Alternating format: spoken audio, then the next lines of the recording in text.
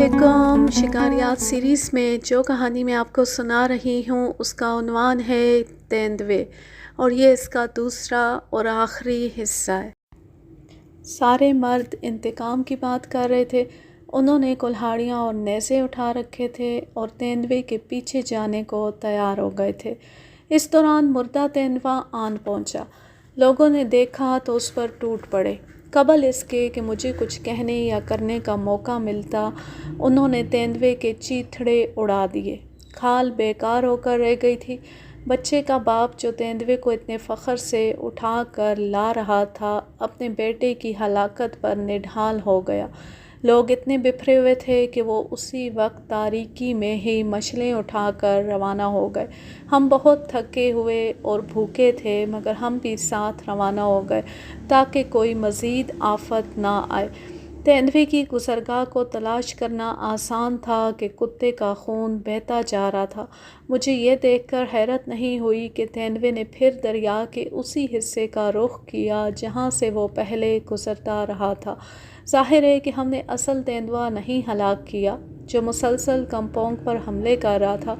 हमने दरिया उबूर किया। दूसरे किनारे पर पीछा मज़ीद आसान था कि वहाँ तेंदुए के पैरों के निशानात जली हुई अलंग अलंग की राख पर वाज़े थे। इसके अलावा कुत्ते के खून के निशानात भी मिलते रहे। चोटी उबूर करती हमें लाश झाड़ियों में पड़ी दिखाई दी। लाश जुज़वी तौर पर खा ली गई थी और शायद तेंदुआ हमारे शोर से घबरा कर भागा होगा। तारीकी में मज़ीद पीछा भी बेकार होता, मगर फिर भी तेंदुए का ताक़ुब जारी रहा। 2 घंटे बाद जब सब थक गए और जोश ठंडा हो गया तो हम गांव को वापस लौटे। चूँकि बच्चे की हलाकत पर और कुछ करना मुमकिन नहीं था, सो मैंने बच्चे के बाप को उसकी तदफीन के लिए कुछ पैसे दिए। मैं भी तदफीन में शामिल हुआ, जिसमें सिर्फ मर्द शामिल थे। हम सब कुछ फासले पर खड़े हुए। गांव का कब्रिस्तान वादी के किनारे पर था, जिसके गिर्द पहाड़ सी लगाई गई थी। तमाम कब्रों का रुख मशरिक़ की जानिब था। तदफीन के बाद कब्र पर भारी पत्थर रख दिए गए ताकि सूअर लाशों को निकाल कर ना खा सकें। तदफीन के बाद मैं ताज़ियत के लिए मतवफ़ी बच्चे के घर वालों से मिला और फिर हाशिम और बच्चे के बाप के अलावा चंद और अफराद के साथ तेंदुए की तलाश को निकल खड़ा हुआ। अब ये शिकार मेरी ज़ाती अना का मसला बन चुका था, इसलिए मैं तेंदुए को हर मुमकिन तरीके से हलाक करना चाहता था।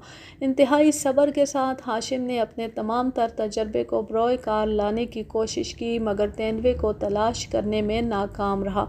ऐसा लगता था कि उसने कुत्ते की लाश को हाथ भी नहीं लगाया।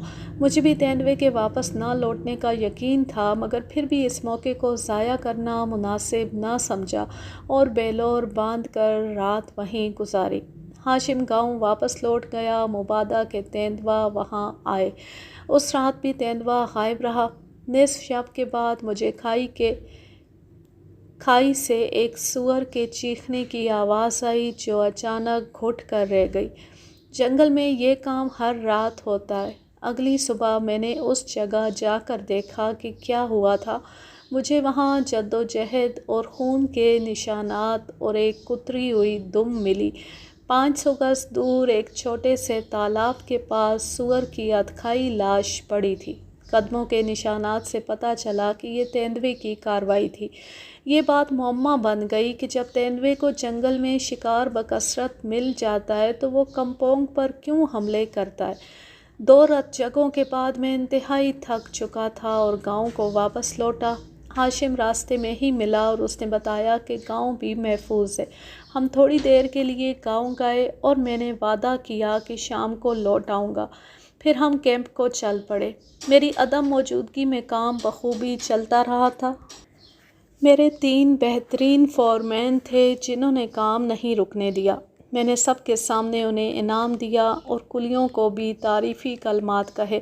फिर मैंने उन्हें बच्चे की मौत का बताया और कहा कि अगर वो मेरी मदद करना चाहते हैं तो अपना काम पूरी तवज्जो और लगन से करते रहें ताकि मैं इस तेंदुए को मार सकूं।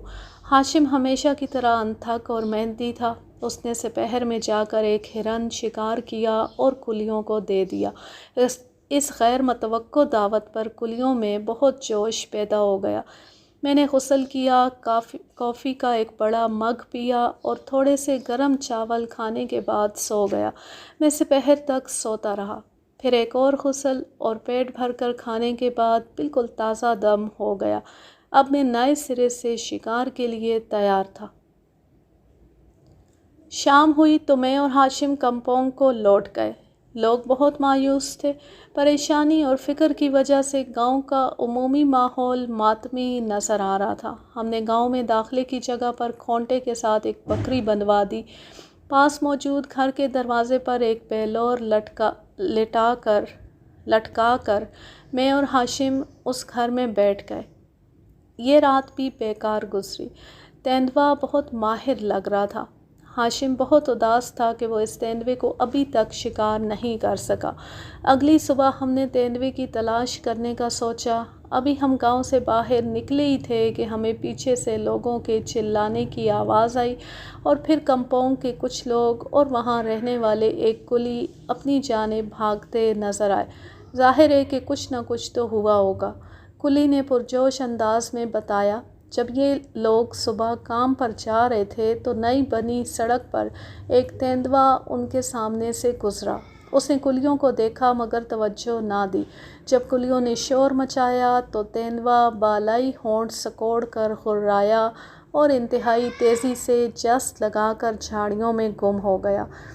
پھر ایک فورمین نے کلی میری سمت دوڑا دیے۔ ہم فوراً واپس لوٹے اور اس جگہ پہنچے۔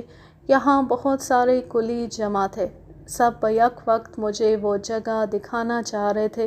تیندوے کے نشانات مٹی پر واضح تھے اور اس کے پنجے بہت بڑے تھے۔ ہاشم اور میں نے ان نشانات کا پیچھا شروع کر دیا۔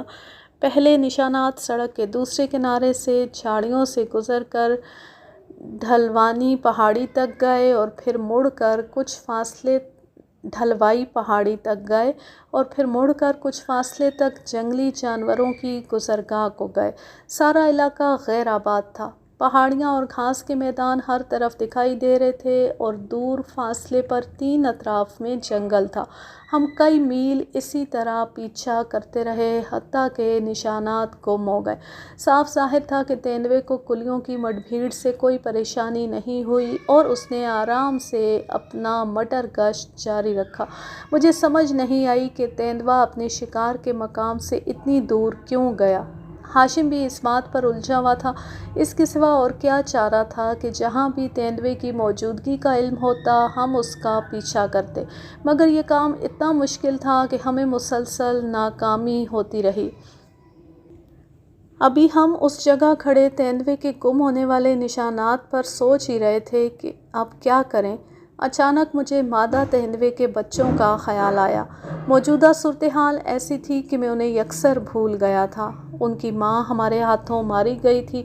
اب اگر وہ بچے تلاش نہ ہو پاتے تو بھوک سے مر جاتے۔ میں نے ہاشم کو یہ بات کہی اور ہم دونوں نے موجودہ تلاش کو ناکام شمار کر کے تیندوے کے بچوں کو تلاش کرنے کی کوشش کرنے کا فیصلہ کیا۔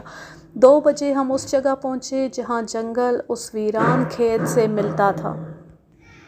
ہم نے پہلے وہ درخت تلاش کیا جہاں ہاشم نے مادہ تیندوے کو ہلاک کیا تھا۔ ہم نے پوری احتیاط سے آس پاس کا علاقہ چھاننا شروع کر دیا۔ جلد ہی ہاشم کو تعفن کی بو آئی۔ ہم وہاں پہنچے تو ان کی باقیات دکھائی دیں۔ ان کی ہلاکت بھوک کی وجہ سے نہیں بلکہ پرانگ کے وار سے ہوئی تھی۔ مجھے شدید افسوس ہوا۔ گاؤں والوں نے دیکھ لیا ہوگا کہ مادہ تیندوے کے تھنوں میں دودھ تھا اور انہوں نے ہم سے پہلے بچوں کو تلاش کیا ہوگا اور بھوکے بچوں کی آوازیں سن کر انہیں مار ڈالا ہوگا۔ ہم نے ان پتلی اور چھوٹی لاشوں کو گدھوں، سوروں اور چیونٹیوں کے لیے چھوڑا اور گاؤں کا رخ کیا۔ ہمارے اندیشوں کی تصدیق ہو گئی۔ 1 روز قبل صبح کو مردہ بچے کا باپ اپنے 3 دوستوں کے ساتھ ان بچوں کی تلاش کو نکلا تھا۔ اس نے ہمیں بتایا کہ بچے اتنے لاغر ہو چکے تھے کہ ان کا زندہ رہنا ممکن نہ تھا۔ ہم نے نمبردار کو بتایا کہ تیندوا اپنی عام شکار گاہ کو چھوڑ کر چلا گیا ہے۔ نمبردار نے ہمیں بتایا کہ اس ماہ ننگویس یعنی ایک خاص نسل کے مقامی سؤر جو محض سماٹرا میں ملتے ہیں، ان کی سالانہ ہجرت کا وقت آ گیا ہے۔ یہ سؤر خشک موسم ساحلی علاقے میں گزارتے ہیں اور جو ہی بارشیں شروع ہوتی ہیں تو خول در خول سینکڑوں کی تعداد میں یہ سؤر بالائی علاقوں کا رخ کرتے ہیں۔ انہیں دریا عبور کرتے کوئی مسئلہ نہیں ہوتا۔ ہم اس موسم کے عین وسط میں تھے اور ہر طرف سے شکاری درندے اس سمت کھنچے چلے آتے ہیں۔ اس بات سے ہمیں یقین ہو گیا کہ اسی وجہ سے تیندوے نے یہ علاقہ چھوڑا ہے۔ جب ہم نے تیندوے کے جانے کی سمت کے بارے میں نمبردار کو بتایا تو اس نے سر ہلایا اور چھڑی کی مدد سے نقشہ بنا کر ہمیں دریائے گنگسل کے بارے میں بتایا، جہاں ننگویس اسے عبور کرتے ہیں۔ مجھے بہت خوشی ہوئی کہ میں نے پہلے کبھی ننگویس نہیں دیکھے تھے۔ ان کے بارے میں اندرا گیری علاقے میں مجھے بتایا گیا تھا، جہاں کا مقامی قبیلہ اورانگ ماماک بطور خاص ان کا شکار کرتا تھا، مگر ان کی کہانیاں اتنی عجیب ہوتی تھیں کہ میں نے ہمیشہ انہیں نظر انداز کر دیا۔ تاہم جب نمبردار نے ان کے بارے میں بات کی تو میں نے فوراً اس موقع سے فائدہ اٹھانے کا سوچا۔ ہم واپس اپنے کیمپ لوٹے۔ میں نے اپنے فورمینوں سے بات کی اور انہیں اگلے چند روز کی ہدایات دے دیں اور رات کیمپ میں بسر کرنے کے بعد اگلی صبح ہاشم کے ساتھ نکل کھڑا ہوا۔ ہم نے 2 روز کے لیے کھانے کا سامان اور کمبل کے علاوہ بہت سارے کارتوس بھی اٹھا لیے۔ سارا دن ہمارا رخ نیچے اترائی کو رہا اور شام کو ہم دریا کے کنارے جا پہنچے۔ دریا کافی گہرا اور مٹیالے پانی سے بھرا ہوا تھا اور یہاں گھنے اور اونچے درختوں والا جنگل تھا۔ یہاں ہم نے الاؤ کے لیے لکڑیاں چیریں، کیمپ لگایا اور کھانا پکا کر کھانے کے بعد آرام سے لیٹ گئے۔ ہم نے نگرانی کے لیے باری باری جاگنے کا فیصلہ کیا۔ ساتھ ہی دریا کی سرسراہٹ سنائی دے رہی تھی۔ ہم جلدی اٹھے اور کھانا کھانے کے بعد کام پر لگ گئے۔ ہمیں اس جگہ کی تلاش کرنی تھی جہاں سے ننگویس دریا عبور کرتے تھے۔ اسی جگہ پر تیندوے سے مڈ بھیڑ ہونے کے امکانات تھے۔ ہم نے کیمپ کو وہیں چھوڑا کہ سامان بعد میں بھی اٹھایا جا سکتا تھا۔ جب ہمیں گزرگاہ مل جاتی تو ہم سامان کو وہیں لے جاتے اور وہیں کیمپ بنا لیتے۔ ہاشم بہاؤ کی سمت اور میں مخالف سمت جاتا اور دوپہر کو کیمپ کو لوٹ آتے۔ گھنی جھاڑیوں میں راستہ بنا کر دریا کے ساتھ ساتھ آگے بڑھنا بہت مشکل کام تھا۔ 1 گھنٹے بعد میری کلہاڑی کند ہو گئی۔ دریا مٹیالہ تھا اور اس میں بہت سی عجیب چیزیں بہہ رہی تھیں۔ کنارے پر مردہ تنے پڑے تھے۔ ایسا لگتا تھا کہ طوفانی راتوں میں یہ تنے کنارے پر آ جاتے تھے۔ دریا میں تو یہ چھوٹا سا سبز جزیرہ لگتے مگر پھر بہاؤ کے ساتھ کنارے پر آ جاتے۔ ایک جگہ ساحل پر گڑھے میں نے چھوٹے مگرمچھ کو دھوپ سینکتے دیکھا۔ 10:30 کے بعد میں اس جگہ پہنچا جہاں دریا چوڑا ہونے لگ گیا۔ اس جگہ کٹاؤ کی وجہ سے جنگل کنارے سے دور ہو گیا تھا۔ 20 گز دور دریا کی دوسری جانب بھی اسی طرح کا کنارہ تھا۔ میں پانی کے بہاؤ کو اترا اور قریب جا کر دیکھا تو اس پر تازہ تازہ جنگلی سؤروں کے بے شمار کھر ثبت تھے، مگر اس سے کوئی بات نہیں ثابت ہوئی کہ ان نشانات کا رخ پانی کی جانب اور اس کے مخالف سمت بھی تھا۔ بظاہر سؤر اس جگہ پانی پینے آتے تھے، مگر مجھے شبہ تھا کہ ننگوئی اس جگہ دریا کو عبور بھی کرتے تھے۔ باقی ہر جگہ کنارے بہت اونچے اور ڈھلان تھے۔ اس دریافت سے مجھے بہت خوشی ہوئی اور میں نے کیمپ کا رخ کیا۔ وہاں ہاشم پہلے ہی میرا منتظر تھا اور اس نے کیمپ کا سامان سمیٹ لیا تھا۔ شاید اس نے بھی گزرگاہ تلاش کر لی تھی۔ ہم نے اپنی اپنی بات کہی سنی اور ہاشم والا راستہ چونکہ آسان اور مختصر تھا، اس لیے ہم نے کیمپ کو اس کے دریافت کردہ راستے کو منتقل کرنے کا فیصلہ کر لیا۔ ہم لوگ روانہ ہوئے اور 1.5 گھنٹے بعد اس جگہ پہنچ گئے۔ ہاشم نے واپسی پر پورا راستہ سا بنا ڈالا تھا۔ اس جگہ دریا کا بہاؤ تیز تھا مگر کنارے چوڑے اور زیادہ کیچڑ تھا۔ یہاں بھی بہت زیادہ نشانات ملے۔ میرے تلاش کردہ مقام کی نسبت یہ مقام زیادہ چوڑا تھا۔ اس جگہ ہمیں کنارے سے محض 20 گز دور کیمپ لگانے کے لیے جگہ بھی مل گئی۔ اندھیرا چھانے سے قبل ہم نے دریا کے کنارے نصف میل تک تیندوے کی گزرگاہ تلاش کرنے کی کوشش کی مگر ناکام رہے۔ البتہ ہرنوں کا ایک چھوٹا غول ہمیں دیکھ کر بھاگ کھڑا ہوا۔ ہم نے دریا کے کنارے اندھیرا چھانے سے قبل اپنی نشستیں سنبھال لیں۔ اس جگہ بہت سے جنگلی سور آئے۔ انہوں نے پانی پینے سے قبل مگرمچھوں کا اطمینان کر لیا۔ بندروں کا غول بھی شور مچاتا کنارے پر آیا۔ دوسرے کنارے پر بھی اس طرح سور پانی پیتے اور کیچڑ میں کھیلتے رہے۔ ہماری موجودگی کا کسی کو علم نہ ہو پایا۔ تاہم ننگوئی اور تیندوا نہ آئے۔ تیندوے کی تلاش بھوسے کے ڈھیر سے سوئی کی تلاش کے مترادف تھی۔ ہمارے اطراف میں سینکڑوں مربع میل تک گھنا جنگل پھیلا ہوا تھا۔ تیندوا کہیں بھی ہو سکتا تھا۔ ہمارا واحد امکان یہی تھا کہ ہم اسے ننگوئی کے دریا عبور کرنے کے مقام پر تلاش کرتے۔ تاہم ایسی جگہیں بہت سی تھیں اور ہم ہر جگہ کی بیک وقت نگرانی نہیں کر سکتے تھے۔ میں نے اگلے دن صبح کو اپنے دریافت کردہ دوسری جگہ کو دیکھنے کا سوچا۔ ہمارا سفر انتہائی دشوار تھا اور باری باری ہم راستے کی صفائی کا کام کرتے رہے۔ سفر کے اختتام پر ہمارے لیے انتہائی حیران کن چیز موجود تھی۔ اس مقام کے قریب پہنچے اور وہ مقام ابھی ایک موڑ کے پیچھے پوشیدہ تھا کہ آگے چلنے والے ہاشم نے اچانک مجھے روک لیا۔ ہم گھٹنوں کے بل جھک کر سانس روک کر بیٹھ گئے تاکہ دوسری جانب سے آنے والی ہر آواز سن سکے۔ اس جگہ ہمیں پانی میں شپ شپ کرنے کی مدھم آوازیں آ رہی تھیں۔ میری دھڑکن تیز ہو گئی۔ شاید ننگوئی ہوں مگر ہمیں کچھ دکھائی نہ دیا۔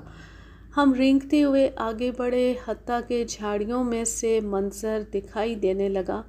ناقابل بیان نظارہ ہمارے سامنے تھا۔ سوروں کا بہت بڑا غول دریا عبور کر رہا تھا اور عبور کرتے ہوئے ہر قسم کا شور کر رہا تھا۔ اس کنارے سے اس کنارے تک سور اتنے قریب قریب تھے کہ جیسے ایک زندہ اور متحرک پل سا بن گیا ہو۔ کئی سور بڑے اور کئی چھوٹے بھی تھے اور ایک دوسرے کی دم سے سر جوڑے آ رہے تھے اور اس غول کا کوئی سرا دکھائی نہیں دیا۔ دوسرے کنارے پر ان گنت سور دریا عبور کرنے پہنچے ہوئے تھے۔ ماداؤں کے پیچھے اور آگے کالے موٹے بالوں کے ٹکڑے تھے جن کا رنگ گوشت کی مانند لال تھا۔ ان کے سر لمبے اور سرے پر اچانک چوڑی تھوتنی ختم ہو جاتی تھی۔ ان کی تھوتنی پر بال نہیں تھے مگر اندرونی سرے پر موٹے بالوں کی پٹی تھی جو داڑھی کی مانند دکھائی دیتی تھی۔ اس شاندار تجربے سے میرا سانس پھول رہا تھا۔ یہ سلسلہ کافی دیر پہلے سے شروع لگ رہا تھا اور ابھی اس کے ختم ہونے کا کوئی امکان دکھائی نہیں دے رہا تھا۔ ہم یہ منظر 45 منٹ تک دیکھتے رہے۔ یہ منظر اتنا خوبصورت اور مسحور کن تھا کہ ہم اپنی بندوقیں بھول گئے۔ جب آخری سور بھی پانی سے نکل کر خود کو جھٹکے دیتا بھاگا تو ہم اٹھے اور سیدھا پانی کا رخ کیا۔ سور ابھی تک دکھائی دے رہے تھے۔ اس جگہ کے قریب بہاؤ نے اچانک موڑ کاٹا تھا اور اونچے درختوں کے نیچے ایک دلدلی سرنگ سی بنا دی تھی۔ ہزاروں جانوروں کے گزرنے سے یہاں کی زمین باریک صفوف بن چکی تھی۔ اس سرنگ سے ہمیں ان سوروں کے غول کی آوازیں آتی رہیں۔ سارا جنگل شور سے بھر گیا تھا۔ ہم نے پانی میں چھلانگ لگائی جو بمشکل 20 فٹ چوڑا بہاؤ تھا۔ کیچڑ ہمارے ٹخنوں تک آ رہا تھا اور ہم نے دریا عبور کیا اور دوسرے کنارے پر چڑھ گئے۔ جو ہی ہم موڑ مڑے ہمیں تیندوا دکھائی دیا۔ یا تیندوے کی باقیات سمجھ لیں۔ بہاؤ کے عین وسط میں کچھ عجیب سی پڑی تھیں جو بے شمار کھروں تلے آ کر اپنی اصلی شکل کھو چکی تھی۔ پہلے پہل تو ہمیں احساس نہ ہوا کہ یہ تیندوا ہی ہے، مگر چونکہ یہ عجیب سی چیز ہماری توجہ کا مرکز بن چکی تھی تو ہم نے چھپ کر اسے غور سے دیکھا۔ جنگلی سوروں کی بو جنگل پر حاوی ہو رہی تھی، مگر مجھے ایک اور بو بھی محسوس ہوئی۔ جب ہاشم نے اپنے پرانگ سے اس چیز پر سے کیچڑ ہٹایا تو ہم نے تیندوے کی کھال دیکھی۔ جلد ہی ٹوٹی ہڈیاں اور جبڑے کی ہڈی اور لمبے دانت بھی دکھائی دیے۔ اس کے نیچے سور کی کھال کے ٹکڑے اور اس کی ریزہ ریزہ کھوپڑی دکھائی دی۔ ہاشم نے اپنا پرانگ صاف کیا اور میری جانب دیکھا۔ میرے سوال کا جواب اس کی آنکھوں میں واضح تھا۔ اس تنگ سی سرنگ نما جگہ پر سوروں کی بو بھری ہوئی تھی اور یہیں ہاشم نے مجھے بتایا کہ کیا ہوا ہوگا۔ تیندوا یہیں کہیں چھپ کر بیٹھا ہوگا، مگر اس نے مہلک غلطی یہ کی کہ اس غول کے سب سے آگے والے سور پر حملہ کیا۔